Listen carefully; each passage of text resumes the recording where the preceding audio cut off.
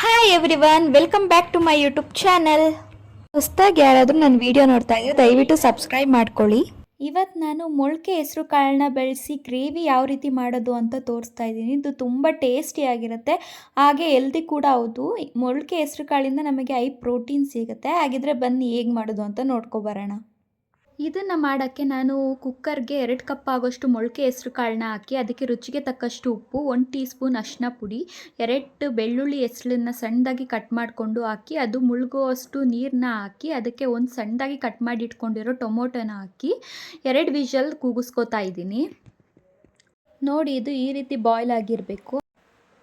Next ಒಂದು ಕಡಾಯಿಗೆ ಸ್ವಲ್ಪ ಎಣ್ಣೆ ಹಾಕಿ ಅದು ಬಿಸಿ ಆದಮೇಲೆ ಸ್ವಲ್ಪ ಸಾಸಿವೆ, ಜೀರಿಗೆ, ಸೋಂಪು ಹಾಗೂ ಸಣ್ಣದಾಗಿ ಕಟ್ ಮಾಡಿ ಇಟ್ಕೊಂಡಿರೋ ಶುಂಠಿ, ಬೆಳ್ಳುಳ್ಳಿ, ಹಸಿಮೆಣಸಿನ್ಕಾಯಿ ಹಾಗೆ ಸಣ್ಣದಾಗಿ ಕಟ್ ಮಾಡಿ ಇಟ್ಕೊಂಡಿರೋ ಈರುಳ್ಳಿ ಹಾಕಿ ಫ್ರೈ ಮಾಡಿಕೊಂಡು ಇದಕ್ಕೆ 2 ಒಣಮೆಣಸಿನ್ಕಾಯಿ, ಸ್ವಲ್ಪ ಕರಿಬೇವು ಸೊಪ್ಪು, ಒಂದು ಸಣ್ಣದಾಗಿ ಕಟ್ ಮಾಡಿ ಇಟ್ಕೊಂಡಿರೋ ಟೊಮೊಟೊನ ಹಾಕಿ ಅದು ಸಾಫ್ಟ್ ಆಗೋವರೆಗೂ ಫ್ರೈ ಮಾಡಬೇಕು.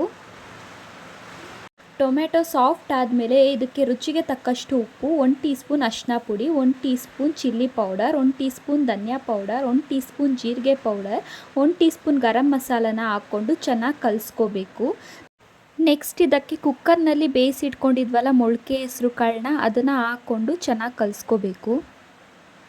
ನೆಕ್ಸ್ಟ್ ಇದಕ್ಕೆ 1 ಕಪ್ ನೀರನ್ನ ಹಾಕ್ಕೊಂಡು ಸ್ವಲ್ಪ ಉಪ್ಪನ್ನ ಹಾಕ್ಕೊಂಡು ಇದನ್ನು ಚೆನ್ನಾಗಿ ಕಲಿಸ್ಕೋಬೇಕು. ಕೊನೆಯಲ್ಲಿ ಇದಕ್ಕೆ ಸಣ್ಣದಾಗಿ ಕಟ್ ಮಾಡಿ ಇಟ್ಕೊಂಡಿರೋ ಕೊತ್ತಂಬರಿ ಸೊಪ್ಪನ್ನ ಉದುರಿಸ್ಕೊಂಡು 1 ಟೀ ಸ್ಪೂನ್ ಆಗೋಷ್ಟು ತುಪ್ಪ ಹಾಕ್ಕೊಂಡ್ರೆ ತುಂಬ ಟೇಸ್ಟಿಯಾದ ಹೆಸರುಕಾಳು ಗ್ರೇವಿ ರೆಡಿ. ಇದೆಲ್ಲ ಆದಮೇಲೆ ಒಂದು ಬೌಲ್ಗೆ ಟ್ರಾನ್ಸ್ಫರ್ ಮಾಡ್ಕೊತಾ ಇದ್ದೀನಿ.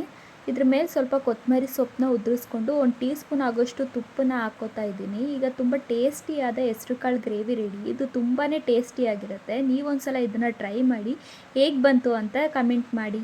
Thank you.